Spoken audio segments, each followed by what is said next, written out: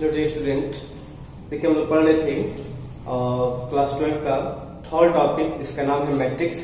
और उसको जो है हम लोग उसके बारे में हम लोग पढ़ चुके थे कि उसके इंट्रोडक्शन, कंडीशंस उसके बारे में, और उसके बेस पे हम लोग फर्स्ट एक्सरसाइज कंप्लीट कर चुके थे। अब हमें आगे जो पढ़ना है वो पढ़ना है मैट्रिक्स अलजेब्रा। अलजेब्रा में जो या तो मैट्रिक्स अलजेब्रा बोलते हैं या ऑपरेशन ऑफ मैट्रिक्स बोलते हैं, अवयवों संक्रियाएं।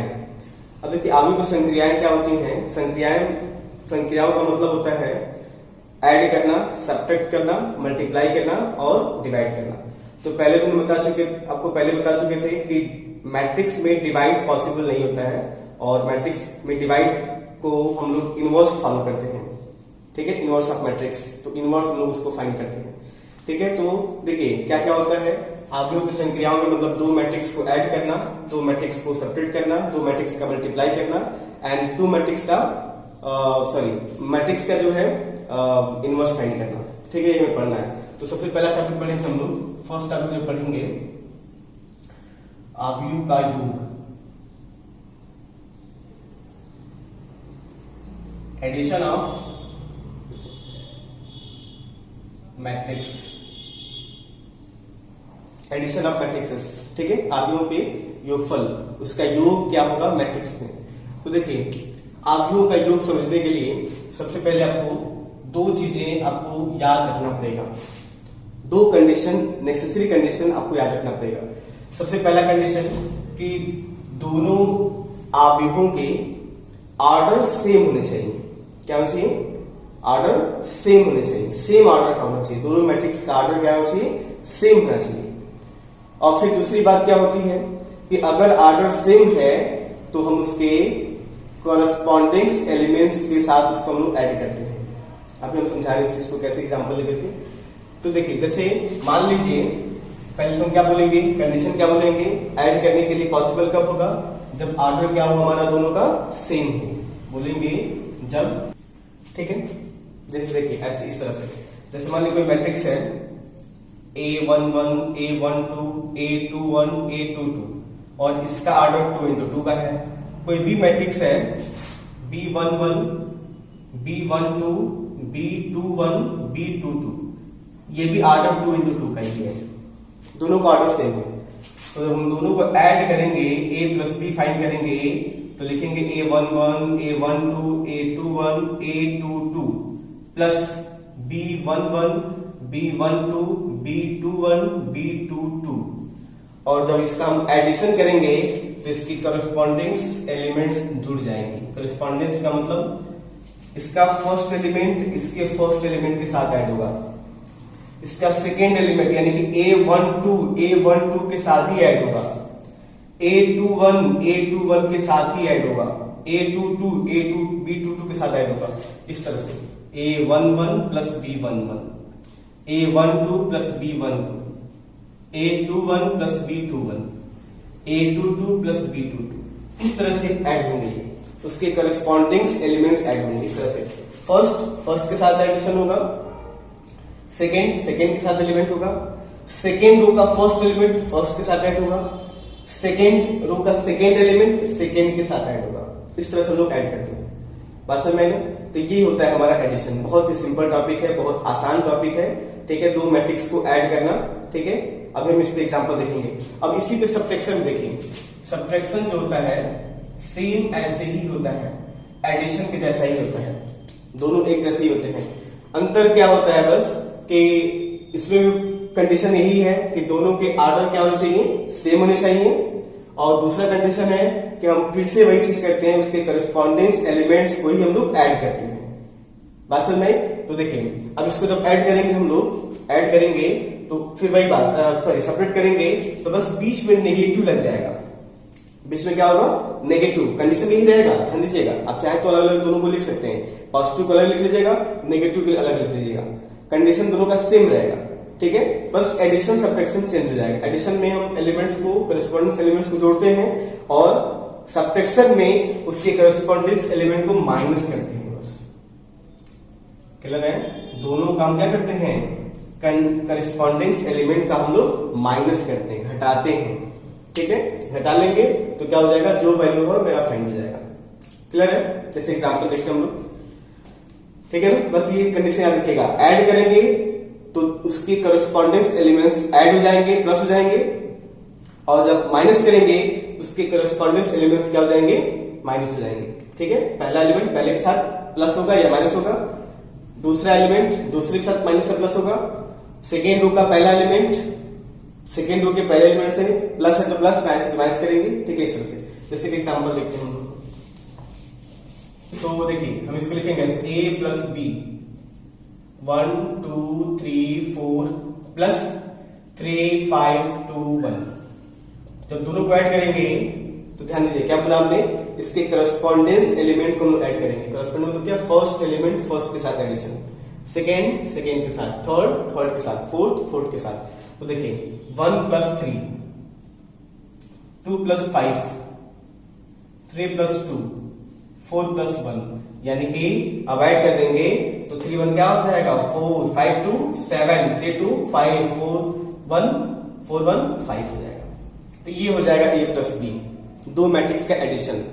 अब इसी को जब सब्ट्रैक्शन करना रहेगा, a माइनस बी निकालना रहेगा, मान लीजिए a माइनस बी फाइंड करना रहेगा, तो a वाले एलिमेंट को लिख लीजिए 1 2 3 4, माइनस b वाले एलिमेंट 3 5 2 1। तो अब वही बात इसमें भी कंडीशन है कि अब इसमें भी क्या करेंगे, माइनस करने के लिए, घटाने के लिए इसके करस्पॉन्डिंग एलिमेंट को घटाएंगे। 1 माइनस 3, 2 माइनस 5, 3 माइनस 2, 4 माइनस 1, यानी कि मेरा आंसर क्या आ जाएगा, -2 -3 1 और 3। ये हमारा a माइनस बी आ जाएगा। क्लियर है? इस तरह से हम लोग इसका एडिशन और सब्ट्रैक्शन क्या कर सकते हैं, फाइंड कर सकते हैं। ठीक है, और ये ध्यान देना होता है, जब इसके आर्डर सेम रहेंगे तभी हम ऐड कर पाएंगे, आर्डर सेम नहीं है तो नहीं ऐड कर पाएंगे। जैसे इस तरह देखिए एग्जांपल दिखा रहा हूं कि अगर हम लोग a इज इक्वल टू लेते हैं 1 2 3 5, b इज इक्वल टू लेते हैं 2 3 4 5 2 1, ऐसे लेते हैं। c इज इक्वल टू लेते हैं 1 2 3 4 5 6, ऐसे। d इज इक्वल टू लेते हैं 5 7 8 9, इस तरह से लेते हैं हम लोग। पूछा जाए कि इसमें हमें एडिशन फाइंड करना है, कौन सा एडिशन पॉसिबल होगा, तो इसके लिए हमें क्या करना पड़ेगा, देखना पड़ेगा कि किस किस मैट्रिक्स के हमारे आर्डर सेम है, और जिसकी मैट्रिक्स के आर्डर सेम होंगे उसी को हम ऐड कर पाएंगे, वरना हम लोग ऐड नहीं कर पाएंगे, पॉसिबल नहीं होगा। ठीक है, addition can not be possible. तो देखिए a और b इन दोनों में देखें तो इसका आर्डर 2 into 2 है, इसका आर्डर क्या है, 2 रो है 3 कॉलम से। आर्डर हम लोग पहले ही इसके वीडियो में देख चुके थे इंट्रोडक्शन ऑफ मैट्रिक्स में कि आर्डर क्या होता है, नंबर ऑफ रो, 2 रो है, और नंबर ऑफ कॉलम का मल्टीप्लाई। ठीक है, इसका ऑर्डर 2 into, चाहे तो ऐसे ऑर्डर लिख लीजिए 2 into 2 का। ये ऑर्डर क्या है, 2 into 3 का है। ये ऑर्डर क्या है, 3 into 2 का है। ये ऑर्डर क्या है, 2 into 2 का है।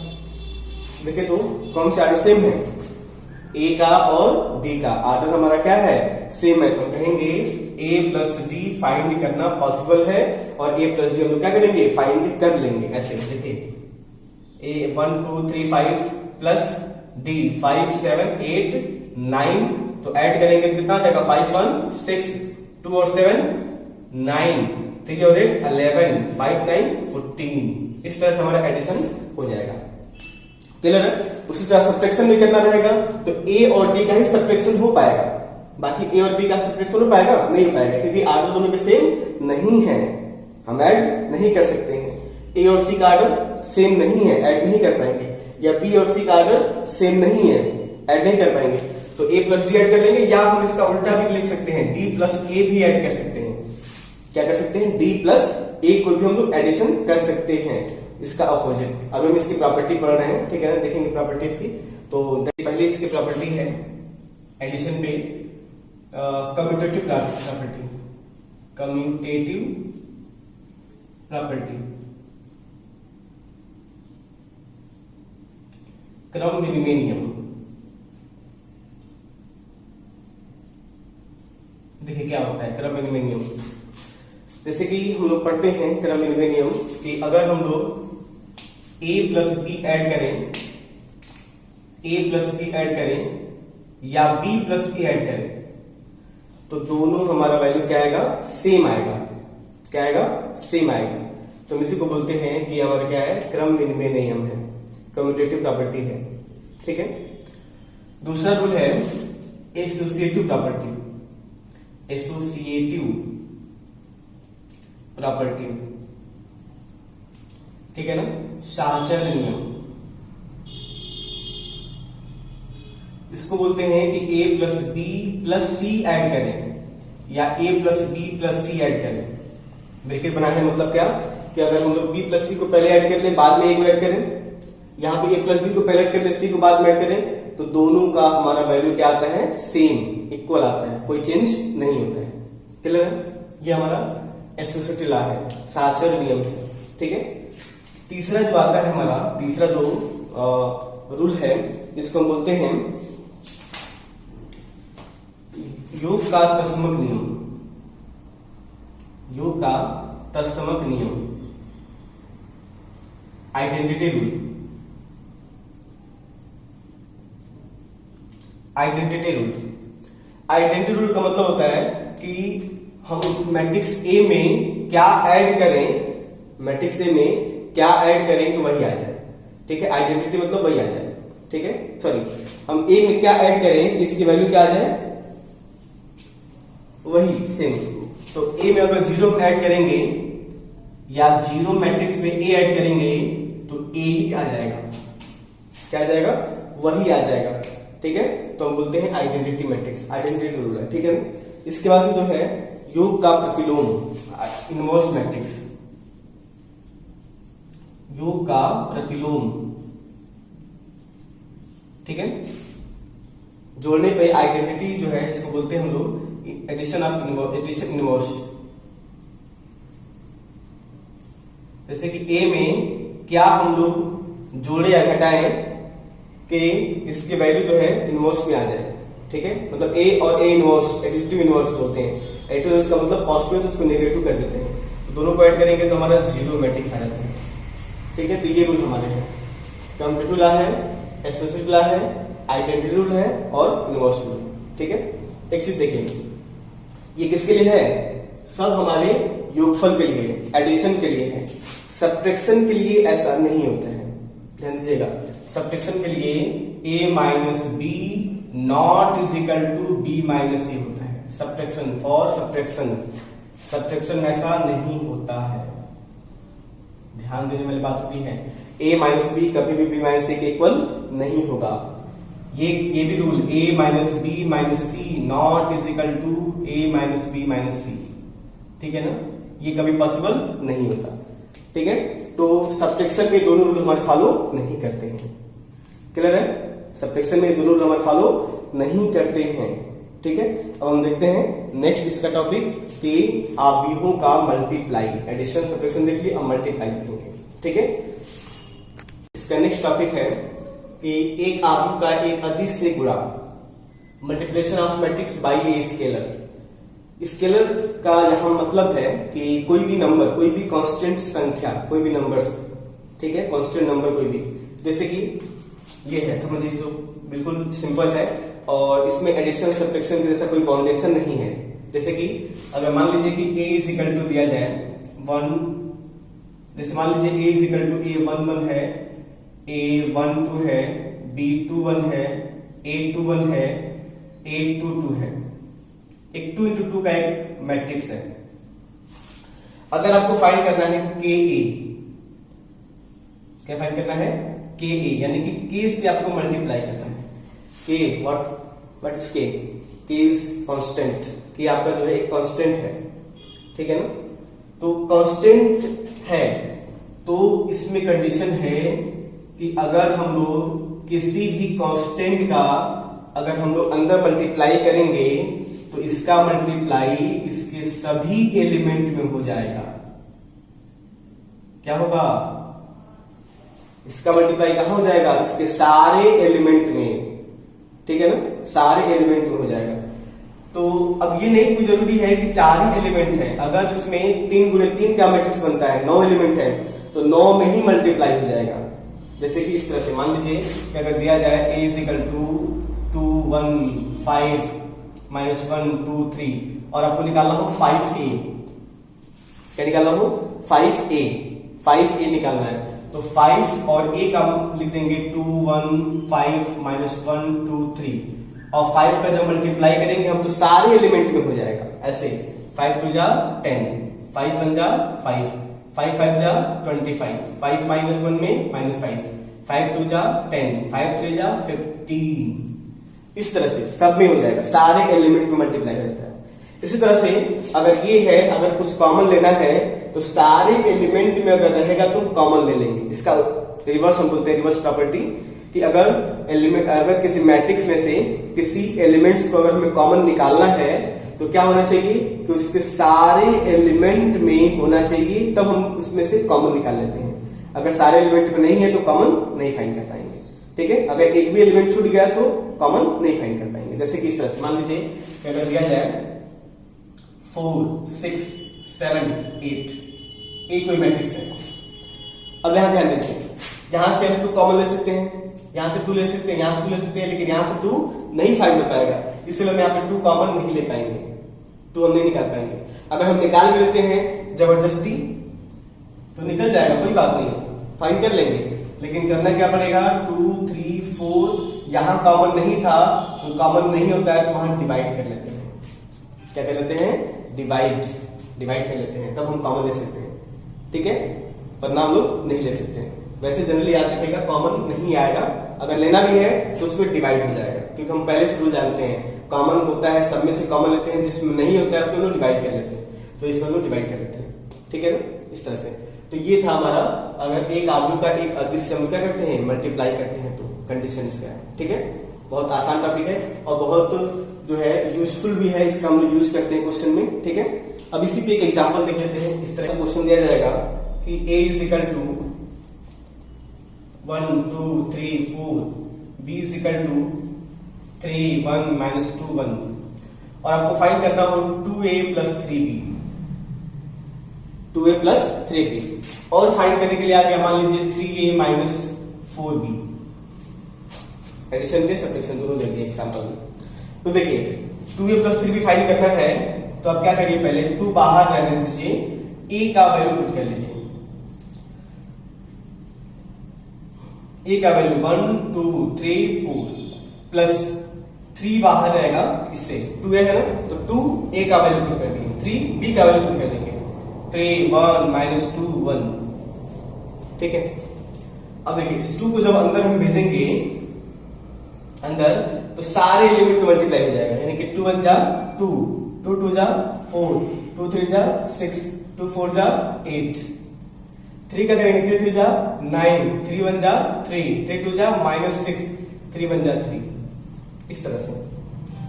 और जब इसको हम लोग अब ऐड करेंगे, ऐड का रूल फॉलो करेंगे ना, पहले क्या हो गया, एक स्केलर से मल्टीप्लाई हो गया, एक कांस्टेंट से मल्टीप्लाई सारे एलिमेंट में हो गया। अब हम एडिशन का रूल फॉलो करेंगे। एडिशन का रूल क्या होता है कि हम लोग इसके करस्पॉन्डेंस एलिमेंट्स को ऐड करते हैं, फर्स्ट के साथ, सेकंड के साथ, थर्ड के साथ। तो ऐड करेंगे तो 2 और 9 ऐड हो गया कितना 11, 4 और 3 7, 6 माइनस 6 0, 8 प्लस 3 11, ये हो जाएगा हमारा 2a प्लस 3b की वैल्यू, ठीक है। इसी तरह से आपको 3a माइनस 4b फाइंड करना है, 3a माइनस 4b फाइंड करना है अगर, तो 3a का वैल्यू पुट कर देंगे, a कितना है 1 2 3 4 प्लस b कितना है, सॉरी माइनस 4, b है 3 1 माइनस 2 1, ऐसे है। अब पहले क्या करेंगे, पहले 3 का मल्टीप्लाई 4 का मल्टीप्लाई कर लेंगे। तो 3 का मल्टीप्लाई जब हम लोग करेंगे, 3 का मल्टीप्लाई जब हम लोग करेंगे तो देखिए इस तरह से होगा कुछ, 3 1 जा 3 3 2 जा 9 3 2 जा 6 3 4 जा 12 माइनस 12 माइनस 4, सॉरी माइनस को बाहर देंगे अभी, 4 3 जा 12 4 1 जा 4 4 2 जा माइनस 8 4 1 जा 4। अब क्या करना है आपको इसमें, अब इसमें से आपको माइनस कर देना है। माइनस कैसे होगा, उसके करस्पॉन्डिंग एलिमेंट के साथ हम लोग माइनस करेंगे, ठीक है। जैसे कि 3 और 12 में माइनस करेंगे तो 3 माइनस 12, ऐसे 3 माइनस 12 6 माइनस 4 9 माइनस क्या हो जाएगा, प्लस 8 हो जाएगा, और 12 माइनस 4 जब ऐड इसको माइनस करेंगे हम लोग, ठीक है, देख लीजिए इसको जब हम लोग निकालेंगे तो हमारा वैल्यू कुछ इस तरह से आ जाएगा। 3 माइनस 12 जब करेंगे तो 3 में से 12 माइनस होगा, कितना आ जाएगा? -9। 6 और 4 माइनस होगा 2, 17, 8। ये हो जाएगा हमारा आंसर, ठीक है, क्लियर है? कोई डाउट? तो ये था हमारा एक स्केलर से मल्टीप्लाई करना, क्लियर है? अब हम लोग इसका देखेंगे दो मैट्रिक्स का मल्टीप्लाई कैसे करते हैं। तो देखेंगे हम लोग दो आव्यूह का मल्टीप्लाई करना, दो मैट्रिक्स का हम लोग मल्टीप्लाई कैसे करते हैं। तो देखिए, दो मैट्रिक्स का मल्टीप्लाई करना थोड़ा सा एडिशन सब्ट्रैक्शन से थोड़ा सा टफ होता है, लेकिन अगर आप समझ जाएंगे तो बिल्कुल आसान, बहुत ही सिंपल तरीके से मल्टीप्लाई कर सकते हैं, ठीक है ना? लेकिन आपको ये याद रखना पड़ेगा कंडीशंस इसके क्या होने चाहिए, ठीक है, तभी हम मल्टीप्लाई कर सकते हैं। जैसे कि इसमें कंडीशन यह होता है, सबसे पहली बात, जैसे कोई मैट्रिक्स ए है, कोई मैट्रिक्स ए है, अगर लिखा है Aij, क्या लिखा हुआ है? Aij, इसका ऑर्डर है m इंटू n का। एक बी मैट्रिक्स है Bij, जिसका ऑर्डर है p इंटू क्यू का, मतलब ऑर्डर दोनों के अलग अलग हैं, ये m इंटू n का है, p इंटू क्यू का है। देखिए यहां पे जो है, जैसे एडिशन सब्ट्रैक्शन में कंडीशन था कि आपके ऑर्डर सेम होने चाहिए, तभी हम लोग एडिशन या सब्ट्रैक्शन कर सकते हैं, लेकिन मल्टीप्लिकेशन में ऐसा नहीं होता है, ऑर्डर अलग अलग है तो भी हम लोग उसका मल्टीप्लाई कर सकते हैं। क्या कंडीशन है तो हम बता रहे हैं, देखिए समझिए इसको, इस चीज को। कंडीशन ये है कि फर्स्ट मैट्रिक्स का कॉलम, क्या column, m into n, row into column, column second matrix के रो के इक्वल हो जाए, बस समझ, यानी कि इन दोनों का multiply a into be possible है कब? जब n बराबर p आ जाए, n इक्वल टू क्या हो? p हो। n और p दो, ये इसका जो है कॉलम इसके रो के इक्वल हो, तब पॉसिबल होता है, ठीक है। आप लिख सकते हैं, कंडीशन लिख सकते हैं कि फर्स्ट का कॉलम सेकेंड के रो के अगर इक्वल है तो मल्टीप्लाई पॉसिबल है, और नहीं है तो उसका मल्टीप्लाई पॉसिबल नहीं होगा, ठीक है ना? अभी एग्जांपल हम देंगे, क्लियर हो जाएगा आपको। अब दूसरी बात, कंडीशन नंबर फर्स्ट का, कि फर्स्ट वाले मैट्रिक्स का कॉलम सेकेंड वाले मैट्रिक्स के रो के इक्वल है, और उसके लिए आसान तरीका है कि जब भी मैट्रिक्स हो उसका ऑर्डर लिख लीजिए और उसको मैच करिए, इसका कॉलम उसके रो के इक्वल है, तो आप समझ जाइए कि उसका मल्टीप्लाई पॉसिबल है, ठीक है। अभी हम एग्जांपल देखें, आपको समझा रहे हैं। ये पहला कंडीशन है कि इसका कॉलम इसके रो के इक्वल हो, condition number 1। Condition number second है कि ए बी जो मल्टीप्लाई हमने किया, ए बी का जो हमने मल्टीप्लाई किया, उसका जो ऑर्डर आएगा नया ऑर्डर बन के आएगा। यहां पे ऑर्डर क्या था? m इंटू n का था, यहां ऑर्डर p इंटू क्यू का था। अब जो ए बी का मल्टीप्लाई होके ऑर्डर आएगा, जो ऑर्डर बन के आएगा, वो ऑर्डर क्या होगा? m multiply by q order का बन के आएगा। फर्स्ट का रो सेकेंड के कॉलम के मल्टीप्लाई के इक्वल आएगा। अभी आप उसको करके दिखा रहे हैं, एग्जांपल लेके दिखा रहे हैं, ठीक है ना। आप इसको लिख सकते हैं कि मल्टीप्लाई पॉसिबल कब होगा? जब फर्स्ट का कॉलम, मतलब फर्स्ट का स्तंभ दूसरे के पंक्ति के बराबर हो, तब हम मल्टीप्लाई कर सकते हैं। और दूसरा कंडीशन, मल्टीप्लाई करके जो ए बी का वैल्यू आएगा वो पहले के पंक्ति और दूसरे के रो के बराबर होना चाहिए, ठीक है। लिख सकते हैं इसको, ठीक है। अब देखिए, आपको हम एग्जांपल लेके दिखा रहे हैं कि इसका मल्टीप्लाई कैसे पॉसिबल है। जैसे कि इस तरह देखिए,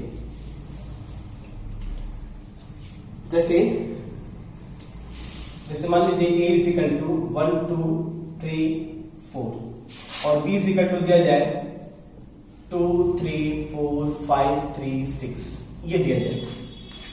देखो तो ऑर्डर क्या ऐसे में? ऑर्डर सेम नहीं है। इसका ऑर्डर क्या है? 2 इंटू 2 का है। इसका ऑर्डर क्या है? 2 इंटू 3 का है। 2 रो है, 3 कॉलम है। हमेशा रो पहले कॉलम बाद में, ठीक है। 2 इंटू 3 ऑर्डर का है। और एक इस ऑर्डर का है 2 इंटू 2 ऑर्डर का है, ठीक है। तो अगर हम जाने कि ए और टू बी पॉसिबल है कि नहीं, ए बी पॉसिबल है कि नहीं, तो हमें क्या करना पड़ेगा, इसका कॉलम इसके रो के सेम इक्वल है। तो देखिए तो सेम इक्वल है तो क्या है, मल्टीप्लाई पॉसिबल है, मल्टीप्लाई हम लोग कर सकते हैं, ठीक है ना, मल्टीप्लाई कर सकते हैं हम लोग। ऑर्डर सेम नहीं है, ऑर्डर अलग अलग है। अगर यही पूछता है addition, addition not possible, subtraction not possible, क्योंकि ऑर्डर सेम नहीं है। एडिशन सब्ट्रैक्शन अलग मैटर है, मल्टीप्लिकेशन अलग मैटर है, ठीक है ना, इसलिए ध्यान देना होता है। मल्टीप्लिकेशन में आपको बिल्कुल जो है यहाँ पे ध्यान देके क्वेश्चंस को करना होता है, नहीं तो बहुत गलती होने के चांसेस होते हैं, ठीक है। देखिए इसका मल्टीप्लाई बहुत अलग है, डिफरेंट है। क्या डिफरेंट है देखिए, अब इसका मल्टीप्लाई कर रहे हैं तो थोड़ा सा समझिए, यहाँ पे मल्टीप्लाई हम लोग करेंगे तो ऑर्डर क्या बन के आएगा, फर्स्ट लास्ट 2 into 3, ये ऑर्डर बन के आएगा। क्या बताया हमने कि जो मल्टीप्लाई करने पे जो ऑर्डर बन के आता है, पहले वाले के रो दूसरे वाले के कॉलम के बराबर आता है, यही आएगा। यानी कि क्या क्या बन के आएगा, A11, A12, A13, A21, A22, A23 बन के आएगा। ध्यान दीजिएगा, लिख लीजिएगा थोड़ा सा स्टार्टिंग में, तो आपको समझ में आएगा। आपको यही फाइंड करना है, ठीक है। बाद में आपको जब प्रैक्टिस हो जाएगा मल्टीप्लाई करते करते, तो आपको लिखने की जरूरत नहीं पड़ेगी, ठीक है ना, डायरेक्टली आप मल्टीप्लाई कर सकते हैं। जैसे कि देखिए, जैसे ए बी आपको निकालना है, अब मल्टीप्लाई देखिए हम कैसे करेंगे। क्या होता है कि हम इसमें ऐसे आगे बढ़ते हैं तो इसमें नीचे आते हैं, यानी कि यहां से देखिए ये आपको इंडिकेट कर रहा है कि फर्स्ट रो फर्स्ट कॉलम है, ये आपको इंडिकेट कर रहा है, ठीक है, फर्स्ट रो फर्स्ट कॉलम है, ठीक है। तो इसमें क्या है कंडीशन कि अब इसका फर्स्ट रो लेंगे, पहले वाले का फर्स्ट रो और दूसरे वाले का फर्स्ट कॉलम से मल्टीप्लाई करेंगे, उसके करस्पॉन्डेंस से मल्टीप्लाई करेंगे, मतलब फर्स्ट से इक्वल, यानी कि 1 मल्टीप्लाई बाय 2, बीच में पॉजिटिव का साइन, और 2 मल्टीप्लाई बाय क्या 5, बात समझ ना, मतलब इसका मल्टीप्लाई इसके साथ करेंगे तो ये मल्टीप्लाई ऐसे हो जाएगा, ठीक है ना, ये मल्टीप्लाई आके ऐसे हो जाएगा, ऐसे होगा तो इसका ऐसे मल्टीप्लाई, इसका ऐसे मल्टीप्लाई, ठीक है ना, 1 का मल्टीप्लाई, मतलब इस तरह से ये 1 2 जो है रो है, जब इसके साथ मल्टीप्लाई करेंगे तो ये कॉलम बन जाएगा 1 2, और ये कॉलम पहले से था 2 5, ठीक है, इसका यहां 1 into 2 2 into 5 ऐसे, बात समझ, इसीलिए इंडिकेट कर रहा है, इसीलिए आपको ये बता रहा है, बात समझ में, थोड़ा समझिए, एकदम आसान है, आप मल्टीप्लाई कर सकते हैं। अब देखिए, अब ये 1 2 बता रहा है ना, A12 का मतलब क्या, पहले वाले का फर्स्ट रो दूसरे वाले का सेकेंड कॉलम, ये सेकेंड कॉलम है, पहले वाले का रो सेकेंड कॉलम, तो 1 का मल्टीप्लाई किसके साथ, 3 के साथ, 1 into 3 प्लस, अब इसका सेकेंड मल्टीप्लाई सेकेंड के साथ 2 into 3, बात समझ में कि नहीं, इसी तरह से ये हो गया। अब ये क्या इंडिकेट कर रहा है, A13 का मतलब क्या, फर्स्ट का रो थर्ड कॉलम, तो 1 into 4 प्लस 2 into 6, क्लियर है। इसका मल्टीप्लाई पहले में कर दिया हमने इस तरह से, फिर इसका मल्टीप्लाई दूसरे में कर दिया हमने, फिर इसका मल्टीप्लाई तीसरे में कर दिया हमने, 3 तरह का मल्टीप्लाई हो गया। ये पहले वाले का हुआ। अब सेकेंड वाले का करेंगे, तो सेकेंड क्या बता रहा है आपको, क्या इंडिकेट कर रहा है, A21, क्या इंडिकेट कर रहा है, A21 का मतलब कि सेकेंड का, ये फर्स्ट का सेकेंड रो और सेकेंड वाले का फर्स्ट कॉलम, यानी सेकेंड रो कौन सा है, अब ये सेकेंड रो है। अब इसका मल्टीप्लाई इसी तरह, फर्स्ट कॉलम में सेकेंड कॉलम में थर्ड कॉलम, ठीक है, तो सेकेंड रो फर्स्ट कॉलम में, सेकेंड रो सेकेंड कॉलम में, सेकेंड रो थर्ड कॉलम में, यानी कि 3 का मल्टीप्लाई करेंगे, 3 2 6, ऐसे लिखते हैं पहले, 3 into 2 प्लस 4 into 5, ठीक है, फिर इस तरह 3 into 3 प्लस 4 into 3, बात समझ रहे ना, इस तरह से कॉरेस्पॉन्डिंग इसका एलिमेंट इसका मल्टीप्लाई, 3 into 3 4 into 3, फिर इसी तरह मल्टीप्लाई ऐसे उठा के यहां कर दीजिए, ठीक है ना, इसका मल्टीप्लाई ऐसे ही उठाइए और इसका मल्टीप्लाई यहां कर दीजिए, ठीक है, तो क्या हो जाएगा, 3 into 4 प्लस 4 इंटू 6, ये मल्टीप्लाई हमारा हो गया। समझ में आया? ये मल्टीप्लाई हो गया। इसी को हम लोग मल्टीप्लाई करके ऐड करके लिख देंगे। मल्टीप्लाई करके बीच में पॉजिटिव होता है, नेगेटिव नहीं, जोड़ते हैं, हमेशा ध्यान दीजिएगा। तो 2 और 5 to 10, 10 to 12, 3 6 9, 4 और 12 16, 6 और 20, 5 हो जाए 20, 26, 9 और 12 21, 12 और 64, 12 और 24, 6 और 24, 36, ये हो जाएगा आंसर। क्लियर है? बात समझ में आई? तो अभी हम लोग और एग्जांपल देखेंगे तो और आपको अच्छे से क्लियर हो जाएगा। ठीक है, देखते हैं एक और एग्जांपल, और इसके बेस पे जो है हमारा एक्सरसाइज है, ध्यान दीजिएगा। ठीक है ना? आप चाहे तो एक एग्जांपल ऐसे बना लीजिए और ऐसे दिखाइए कि इसका मल्टीप्लाई, ऐसे एरो एरो बना लीजिए इस तरह से कि इसका हम आगे बढ़ते हैं, इसमें नीचे आते हैं। ठीक है, आगे बढ़ेंगे, इसमें क्या आएंगे, नीचे की तरफ आएंगे, तब मल्टीप्लाई पॉसिबल होगा।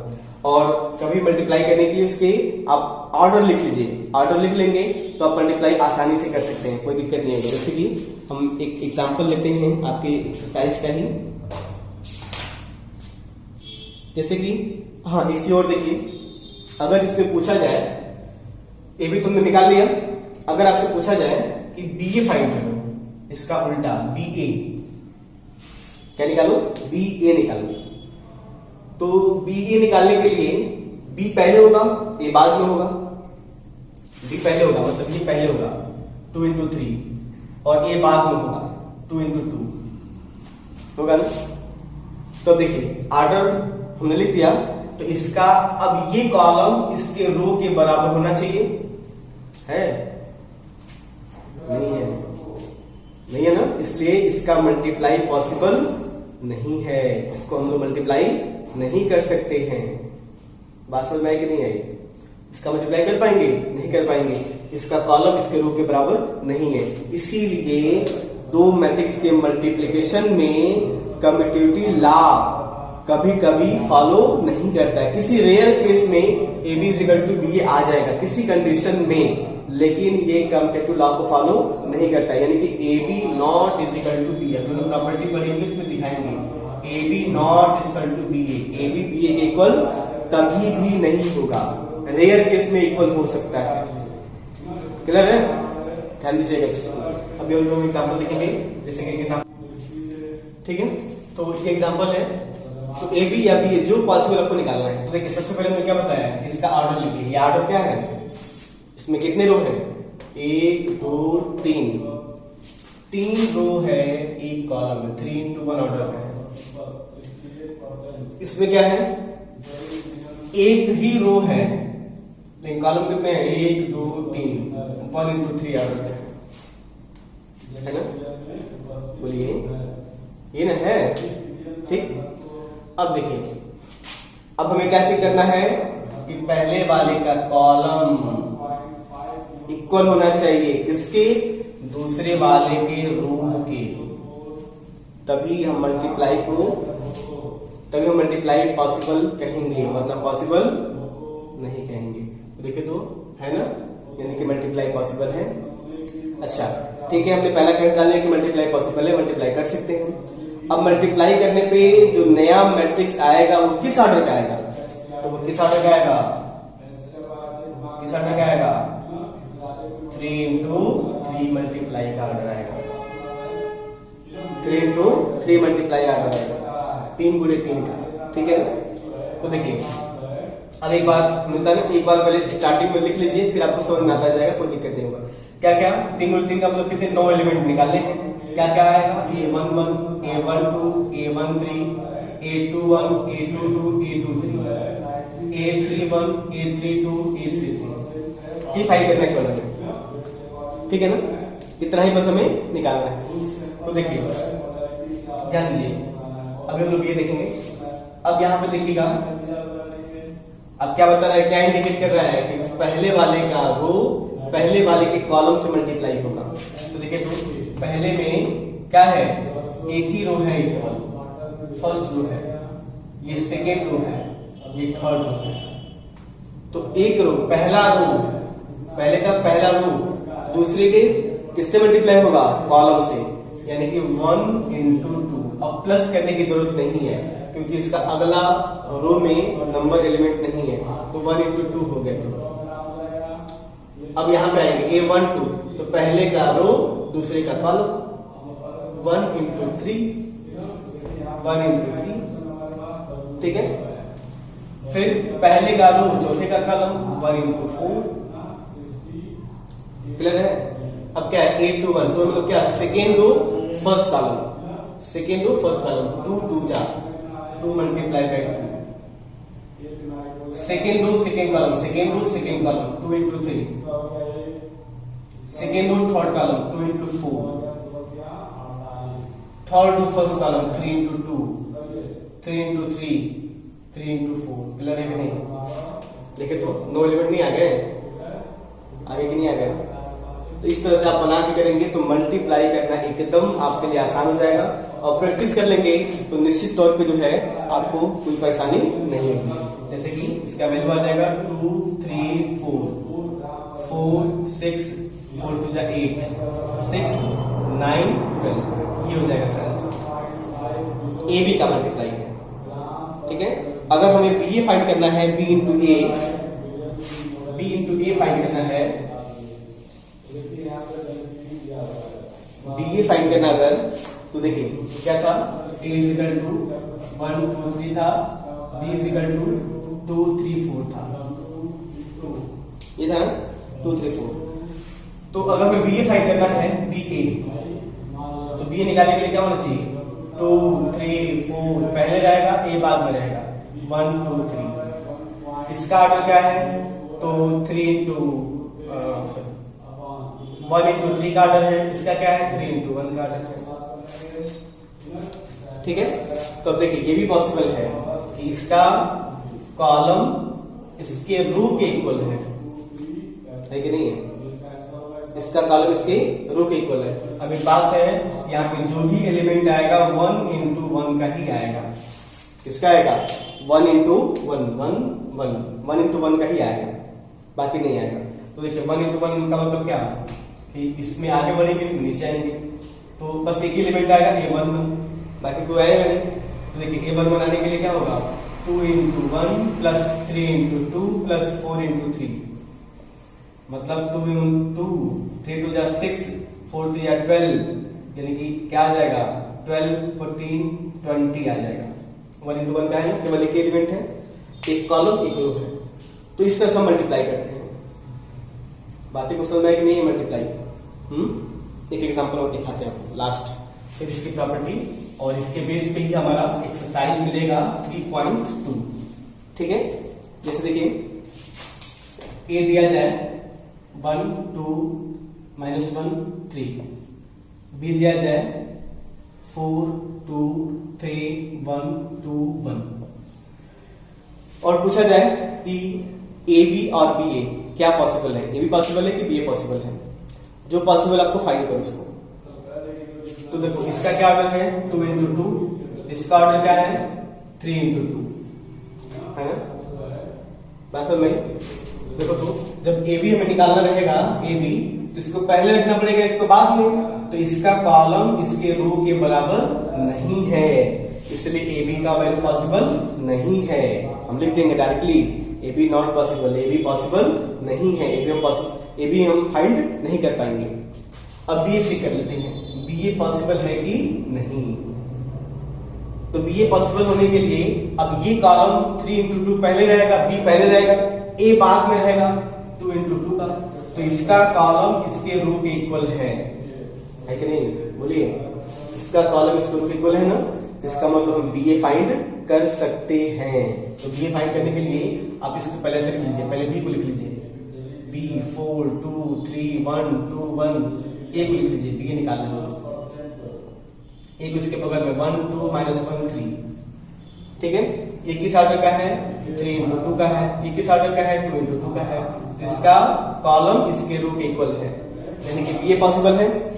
जब बी ए पॉसिबल है तो क्या आएगा, किस ऑर्डर का आएगा, तो 3 into 2 ऑर्डर का ही आएगा, फर्स्ट एंड लास्ट बताएगा ना, पहले का रो दूसरे के कॉलम के मल्टीप्लाई के इक्वल आ जाएगा। तो देखिए ध्यान दीजिए, जब मल्टीप्लाई करेंगे तो क्या इस तरह से बनेगा, A11 A12 A21 A22 A31 A32। जब 3 into 2 का होगा, 3 रो है और 2 कॉलम है, ये हमें फाइंड करना है। तो देखिए कैसे निकालेंगे, क्या आएगा A11 का मतलब क्या, ये 4, मतलब A11 इधर इसमें आगे बढ़ेंगे, इसमें नीचे आएंगे, तो 4 बन जा 4 प्लस 2 बन जा -2, ठीक है। फिर फर्स्ट का रो सेकेंड का कॉलम, 4 2 जा 8 प्लस 2 3 जा 6, ठीक है। अब इसका 3 1 जा 3 -1, बात समझ में आ रही ना, 2 1 सेकेंड रो और दूसरे वाले का फर्स्ट कॉलम, इसका सेकेंड रो सेकेंड कॉलम, इस तरह से। तो अभी हो जाएगा 3 2 जा 6 3 1 जा 3। अब third row first column, third row first column, third row second column, तो 2 1 जा 2 -1 1 जा -1, ठीक है। 2 2 जा 4 प्लस 1 3 जा 3, हो गया। बस समझ कि नहीं? तो देखिए अब 4 में 2 कटेगा -2, 3 में से हो जाएगा 2 1 8 6 14 6 3 9 47, ये हो जाएगा हमारा आंसर किसका, बी। ये पॉसिबल है, ए बी नॉट पॉसिबल, बोल देंगे ए बी नॉट पॉसिबल। क्यों पॉसिबल नहीं है, तो हम रीजन भी लिख सकते हैं, फर्स्ट का कॉलम सेकेंड के रो के इक्वल नहीं है, तो बोल देंगे पॉसिबल नहीं है। क्लियर है? तो ये था। अब इसकी कुछ प्रॉपर्टी है, देख लीजिए, छोटी सी प्रॉपर्टी है कि इसमें प्रॉपर्टी ये है कि ये कम्यूटेटिव लॉ को फॉलो करता है, कम्यूटेटिव लॉ फॉलो करता है, यानी कि A B sorry commutative law को फॉलो नहीं करता है, कम्यूटेटिव लॉ को फॉलो नहीं करता है। A B not equal to B A B कभी बी ए के इक्वल नहीं आएगा, यानी कि कम्यूटेटिव लॉ को फॉलो नहीं करता है, ठीक है। कम्यूटेटिव लॉ को फॉलो नहीं करता है। दूसरा होता है एसोसिएटिव लॉ। तो एसोसिएटिव लॉ क्या होता है, A B C is equal to A B C, मतलब बीसी का मल्टीप्लाई पहले करेंगे ए बी का, एसोसिएटिव मतलब 3 के साथ हम ऑपरेशन करते हैं, तो बीसी का पहले मल्टीप्लाई कर लें तब ए के साथ करेंगे, और यहाँ ए बी का मल्टीप्लाई करें तब सी के साथ करेंगे। तो ये पॉसिबल है, दोनों इक्वल आ जाते हैं, क्या है, इक्वल आ जाते, यानी कि एसोसिएटिव लॉ फॉलो करता है, लेकिन कम्यूटेटिव लॉ कभी कभी किसी रेयर केस में कम्यूटेटिव लॉ पॉसिबल करता है, मतलब A B equal to B आ जाता है, लेकिन 100% श्योर है, हमेशा के लिए पॉसिबल नहीं है, हम इसलिए बोलते हैं कम्यूटेटिव लॉ को फॉलो नहीं करता है, ठीक है ना। क्लियर है, बात समझ में आई, ठीक है। अब एक लॉ और है, इसको बोलते हैं मल्टीप्लिकेटिव आइडेंटिटी, यानी कि हम किसी आइडेंटिटी में किसी से मल्टीप्लाई करेंगे तो वही मैट्रिक्स आ जाए। तो ए में अगर हम लोग 1 का मल्टीप्लाई करेंगे, आई 1 को हम लोग यहाँ पे आई बोलते हैं आइडेंटिटी, तो ये देखिएगा बहुत इंपॉर्टेंट रूल है, हम लिख रहे हैं यहाँ पे मल्टीप्लिकेटिव आइडेंटिटी, ठीक है। यानी कि ए का हम लोग आई के साथ मल्टीप्लाई करें या आई का हम लोग ए के साथ मल्टीप्लाई करें, ए आई या आई ए, हमेशा ए आएगा, इसका यूज हम बहुत ज्यादा करेंगे, क्वेश्चंस में यूज करेंगे। ए का आई मल्टीप्लाई करें या आई का मल्टीप्लाई करें तो क्या आएगा, ए ही आएगा, ठीक है, बात समझ में। तो ये था हमारा मल्टीप्लिकेशन के लिए इंट्रोडक्शन। आप इसके बेस पे एग्जांपल्स के क्वेश्चन सॉल्व कर सकते हैं, ठीक है, और इसी के बेस पे हमारा एक्सरसाइज भी है, तो नेक्स्ट वीडियो में देखेंगे एक्सरसाइज 3.2, ठीक है।